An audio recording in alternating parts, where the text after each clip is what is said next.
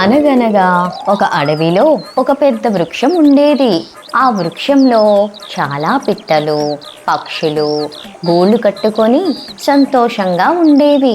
వృక్షం వాటికి గాలి, చలి, ఎండ తగలకుండా కాపాడేది. ఒకరోజు ఆకాశమంతా మబ్బు పట్టి హోరున వర్షం కురిసింది. అడవంతా తడిసిపోయింది. వృక్షం పక్కనే ఆడుకుంటున్న కొన్ని కోతులు గడగడ వణుకుతున్నాయి. వాటిని చూసిన పక్షులు నవ్వుతూ వాటితో వెటకారంగా మాట్లాడాయి. మేము ఇంత చిన్నగా ఉన్నా మా ముక్కులతో గడ్డి చితుకులు సమకూర్చుకొని గూళ్ళు కట్టుకుంటున్నాము. మీకు 2 కాళ్ళు చేతులున్నా మీరు ఇల్లు కట్టుకోలేదని ఎగతాళి చేశాయి. మూర్ఖులైన కోతులకు చాలా కోపం వచ్చింది.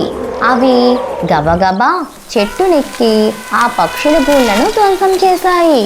ఆకులను, కొమ్మలను విరిచేసి చల్లా చెదురు చేశాయి. గూళ్ళలోని గుడ్లు పగిలిపోయాయి. పక్షుల పిల్లలు భయంతో ఏడుపునందుకున్నాయి.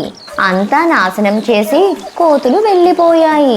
చెల్లా చెదురైపోయిన గూళ్ళు, వాటితో పగిలిపోయిన వాటి గుడ్లను చూసి అయ్యో అనుకున్నాయి పక్షులన్నీ. అనవసరంగా మనకు సంబంధం లేని విషయంలో తల దూర్చామన్న నీతి తెలుసుకొని పశ్చాత్తాపపడ్డాయి. మా ఛానల్ కనుక మీకు నచ్చినట్లయితే లైక్ చేయండి, షేర్ చేయండి, కామెంట్ చేయండి. అలాగే సబ్స్క్రైబ్ కూడా చేసుకోండి.